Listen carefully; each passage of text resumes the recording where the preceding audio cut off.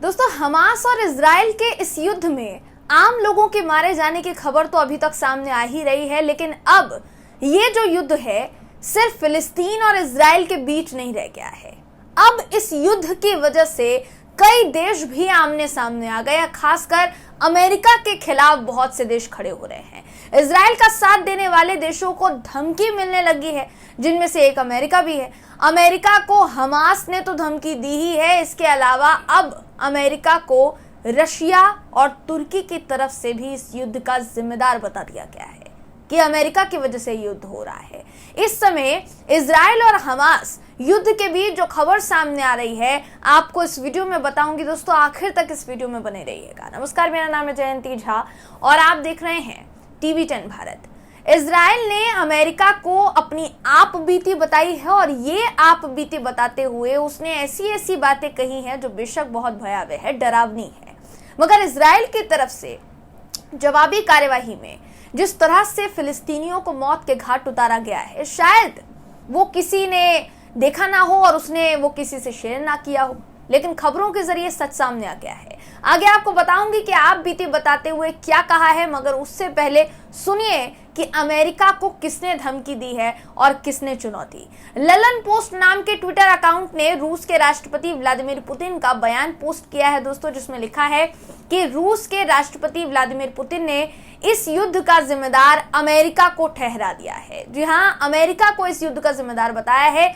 Putin ने बड़ा बयान देते हुए स्वतंत्र फिलिस्तीनी राज्य की आवश्यकता पर भी जोर दिया है और पुतिन ने फिलिस्तीन का समर्थन करते हुए ये कहा है कि फिलिस्तीन के निर्माण को लेकर संयुक्त राष्ट्र सुरक्षा परिषद के निर्णयों को लागू करने की जरूरत है।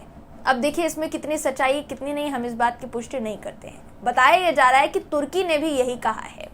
वहीं पश्चिमी देशों के मुताबिक दोस्तों, हमास और हिजबुल्ला लेबनान का जो संगठन है उसको आतंकी संगठन बताया गया है और जो इजराइल पर लगातार हमला कर रहे हैं, उन दोनों ने भी अमेरिका को धमकी दी है, यानी हमास ने और हिजबुल्ला ने। उसने क्या कहा है कि अमेरिका के द्वारा फिलिस्तीन को थोड़ा सा भी अगर नुकसान पहुंचाया जाता है तो वेस्ट में अमेरिका के जितने ठिकाने बने हुए हैं सभी को एक साथ खत्म कर दिया जाएगा, तबाह कर दिया जाएगा। अब सभी के दिमाग में ये सवाल जरूर उठ रहा होगा कि हर तरफ से अमेरिका को चेतावनी, धमकी, चुनौती क्यों दी जा रही है? तो इस सवाल का जवाब ये है कि अमेरिका इजराइल की हर तरह से मदद कर रहा है। उसने इजराइल को हथियारों की भी मदद की है और बाकी भी हर तरह की मदद वो मुहैया करवा रहा है। इसलिए इजराइल ने अपनी आप बीती बताई है दोस्तों। सबसे पहले आप सुनिए कि उसने अमेरिका को क्या बताया है। अमेरिकी राष्ट्रपति जो बाइडेन से बात करते हुए प्रधानमंत्री बेंजामिन नेतन्याहू, इन्होंने कहा है कि ऐसी बर्बरता हमने कभी नहीं देखी।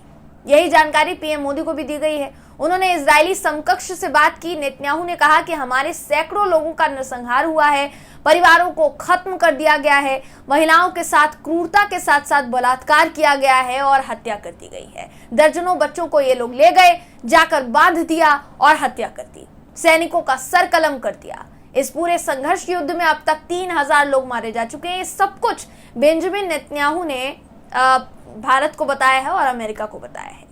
देखिए, हो सकता है इस बात में सच्चाई हो भी, लेकिन इस बात को भी तो कोई नहीं झुठला सकता कि दूसरे पक्ष के लोग भी इसमें जान गंवा चुके हैं और इजराइल उनको मार रहा है। हमास के प्रवक्ता ने बताया है कि रात भर में इजरायली हवाई हमलों में कम से कम 30 लोग मारे जा चुके हैं। इजरायली सेना ने कहा कि उन्होंने मंगलवार रात गजा में 200 ठिकानों पर हमला किया। मानवाधिकार कार्यकर्ताओं का कहना है कि इस वक्त गाजा में कोई भी जगह सुरक्षित नहीं है। लोग गाजा की सड़कों पर भाग रहे हैं, उन्हें नहीं पता कि कहां जाना है। उनमें कोई उम्मीद अभी इस वक्त बची नहीं है। गाजा के लोगों ने पिछले 14 साल में कई हमले झेले हैं, लेकिन अभी इस वक्त उनका कहना है कि इस पैमाने पर हमला पहले कभी नहीं हुआ। तो आप समझ सकते हैं कि इस युद्ध में ना सिर्फ इजराइल झेल रहा है, बल्कि इस युद्ध में इस वक्त फिलिस्तीन भी झेल रहा है, फिलिस्तीन के नागरिक भी झेल रहे हैं। हालांकि इजराइल तो अब झेल रहा है। इजराइल ने इससे पहले भी फिलिस्तीनियों पर कई अत्याचार किए हैं, बावजूद इसके फिलिस्तीनी वो सारी चीजें सहते रहे और एक बार फिर से फिलिस्तीनियों की जान लेने के लिए इजराइल आमादा है, क्योंकि हमास उसको छोड़ नहीं रहा। हमास लगातार हमला किया जा रहा है। दोस्तों, इस पूरी खबर पर आप क्या सोचते हैं, आपकी क्या राय है, कमेंट करके हमें जरूर बताइएगा। वीडियो अगर आपको पसंद आया हो तो वीडियो को लाइक कीजिए, शेयर कीजिए, चैनल को सब्सक्राइब करना बिल्कुल भी ना भूलें। फिर मुलाकात होगी आपसे अगली वीडियो में, तब तक के लिए नमस्कार।